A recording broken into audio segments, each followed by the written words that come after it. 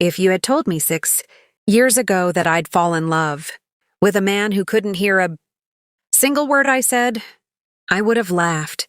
I was the kind of person who filled every silence with chatter, who believed that words were the glue that held people together. But then I met Daniel, and everything I thought I knew about love, trust and secrets changed forever. We met at a friend's birthday party of all places.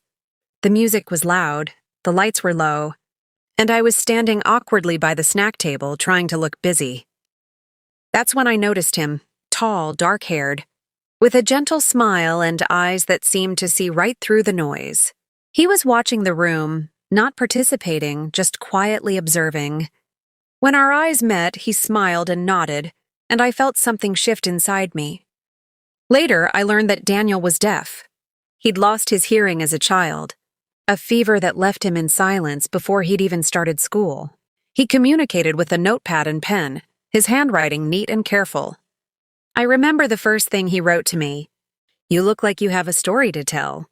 I laughed, and wrote back, "I have too many. Where do I start?" That night we talked for hours. Well, wrote, really. I told him about my job at the library, my love of old movies, my fear of thunderstorms. He told me about his work as a graphic designer, his favorite books, the way he loved to walk in the rain because it was the only time the world felt as quiet as he did. By the end of the night, I felt like I'd known him forever. We started dating. I learned to slow down, to listen with my eyes instead of my ears.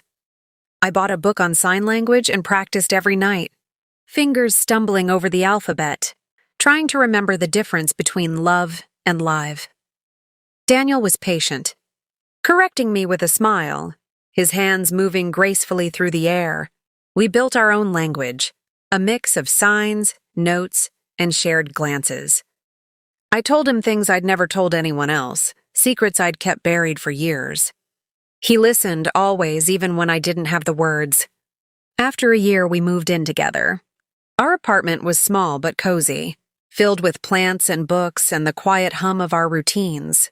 I got used to the silence, the way Daniel would tap my shoulder to get my attention, the way he'd smile when I signed good morning before I'd even had my coffee. I learned to watch his face for clues, to read his moods in the set of his jaw or the curve of his mouth. We never fought about noise or music or the TV being too loud. Our world was peaceful, a bubble of calm in a city that never seemed to sleep. When he proposed, it was in the middle of a thunderstorm. I was curled up on the couch, reading. When he knelt in front of me and signed, "Will you marry me?" I burst into tears, nodding so hard I nearly knocked over my tea. We got married in a small ceremony, just family and a few close friends. I signed my vows, my hands shaking, and he smiled at me like I was the only person in the world. For 5 years, we lived in that quiet world. I learned to love the silence, to find comfort in the gentle rhythm of our days. I never questioned it. I never doubted him. Why would I? He was my husband, my partner, the person I trusted most in the world. But then one night everything changed. It was a Tuesday, just after 2 a.m. I couldn't sleep, too much coffee maybe, or just one of those nights when your mind won't settle. I got up to get a glass of water, tiptoeing through the dark apartment so I wouldn't wake Daniel. He was a heavy sleeper, always had been, and I'd learned to move quietly, careful not to bump into anything. I filled my glass at the sink and stood for a moment, listening to the rain tapping against the window. The apartment was so still, so peaceful, that I almost forgot I wasn't alone. I turned to go back to bed, and that's when it happened. My foot caught on the edge of the rug, and the glass slipped from my hand. Time seemed to slow down, the glass tumbling through the air, the water sparkling in the dim light, my heart leaping into my throat. I watched, helpless as it fell, bracing myself for the crash. But the crash never came. In a blur, Daniel spun around from where he was standing by the window. His hand shot out, catching the glass just inches from the floor. He didn't even look surprised, just calm, focused, like he'd done it 1,000 times before. For a moment, we just stared at each other. My mind raced, trying to make sense of what I'd just seen. Daniel was supposed to be deaf. He shouldn't have heard the glass falling. He shouldn't have reacted at all. He set the glass on the counter, his eyes locked on mine. I opened my mouth to say something, but no words came out. My heart was pounding, my hands shaking. I felt like I was seeing him for the first time. He took a step toward me, his expression unreadable. And then, in a voice I'd never heard before, clear, steady and unmistakably his, he said, "We need to talk." I stood frozen, the world tilting beneath my feet. For 5 years, I had never heard Daniel's voice.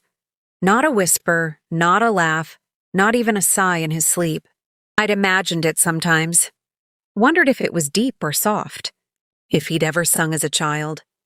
But now, hearing him speak so suddenly, so perfectly, it was as if a stranger had stepped into my home wearing my husband's face. He looked at me, waiting.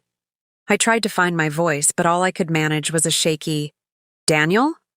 He nodded, his eyes never leaving mine. "I'm sorry," he said quietly.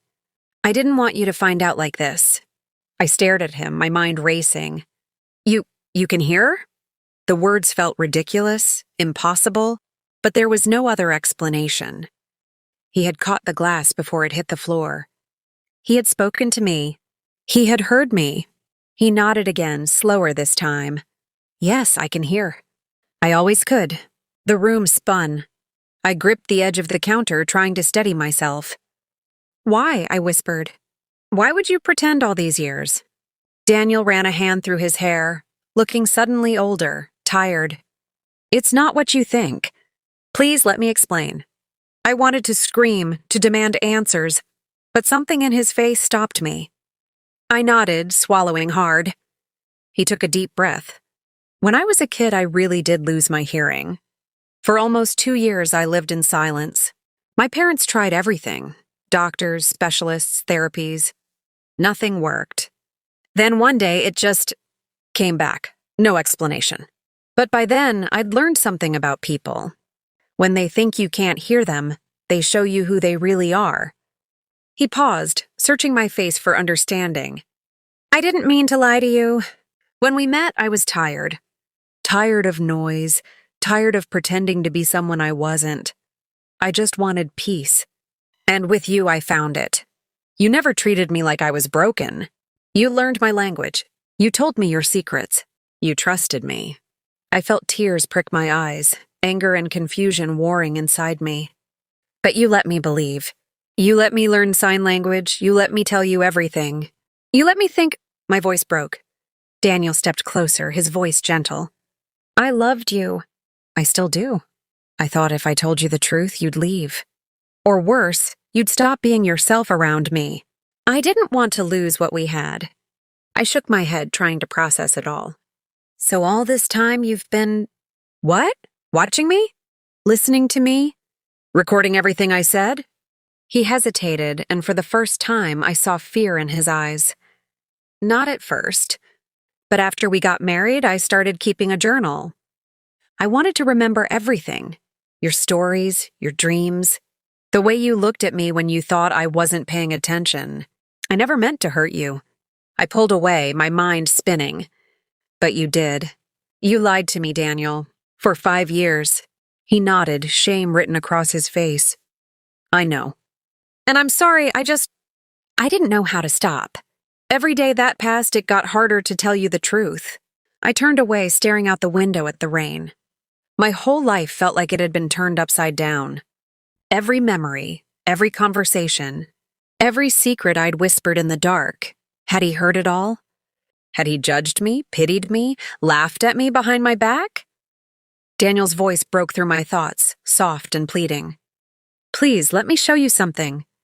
I didn't answer, but he moved past me, disappearing into the bedroom. A moment later, he returned with a small, battered notebook. He handed it to me, his hands shaking. I opened it, flipping through the pages. My handwriting stared back at me, phrases I'd signed, stories I'd told, dreams I'd shared. But there were also sketches, little notes in Daniel's handwriting. She smiled. "Today. She's afraid of thunderstorms.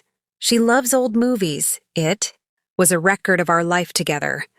seen through his eyes. I closed the notebook, my hands trembling. Why did you keep this? He looked at me, his eyes shining. Because I didn't want to forget. Because you're the best thing that ever happened to me. Because I was afraid that if I lost you, I'd lose everything. For a long moment, we stood in silence. The rain tapped against the window, steady and relentless. I wanted to be angry, to scream, to throw something. But all I felt was tired. Finally, I spoke. I need time, Daniel. I need to think. He nodded, stepping back. Take all the time you need. I'll be here.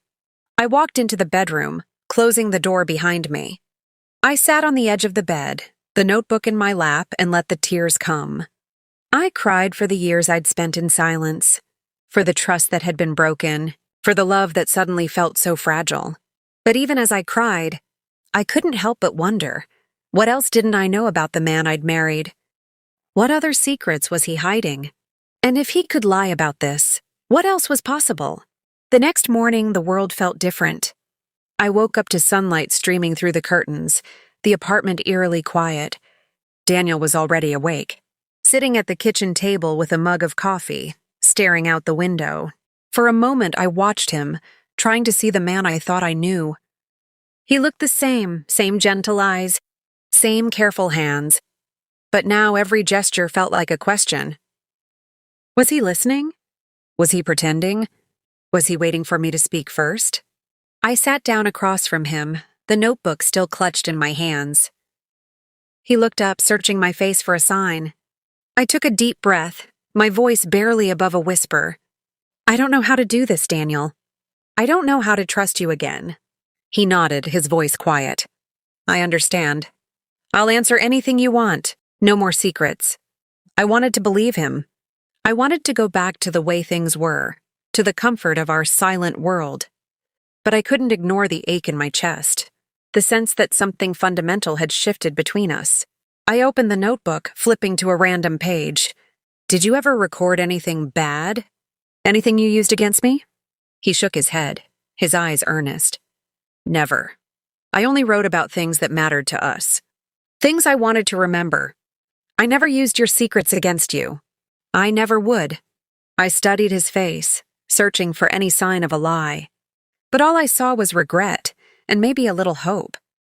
Why didn't you ever tell me? Even after all these years? He hesitated, then spoke softly. Because I was afraid. Afraid you'd see me differently. Afraid you'd leave. I thought I was protecting you, but I was really just protecting myself. I closed the notebook, my hands trembling. You let me believe you were someone else. You let me build my life around a lie. He reached across the table, his hand hovering just above mine. I know, and I'm sorry. I can't change what I did, but I can promise you from now on, I'll be honest. No more pretending. We sat in silence, the weight of his words settling between us. I thought about all the nights I'd spent signing stories into the darkness, believing I was safe, believing I was understood. I thought about the trust I'd given him, the love I'd built on a foundation I didn't know was cracked. Finally, I spoke. I need to know everything, Daniel. No more secrets. No more lies. If we're going to move forward, I need the truth. He nodded, his eyes shining with tears. Ask me anything. So I did. I asked about his childhood, about the years he spent in silence, about the moment his hearing returned. I asked about the first time he heard my voice, about the things he'd overheard, about the secrets he'd kept. He answered every question, his voice steady, his eyes never leaving mine. As the hours passed, something shifted between us. The anger faded, replaced by a fragile understanding. I realized that Daniel hadn't just lied to me, he'd lied to himself too.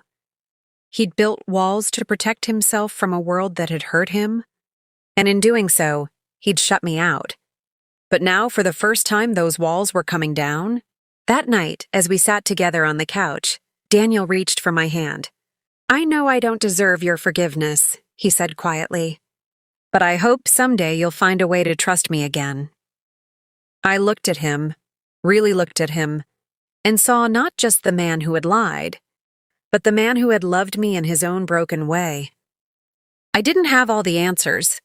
I didn't know what the future would hold. But I knew one thing. The truth, no matter how painful, was better than any lie. As I drifted off to sleep, Daniel's voice echoed in my mind, soft, real, and finally honest. For the first time in years, I felt like I was truly being heard.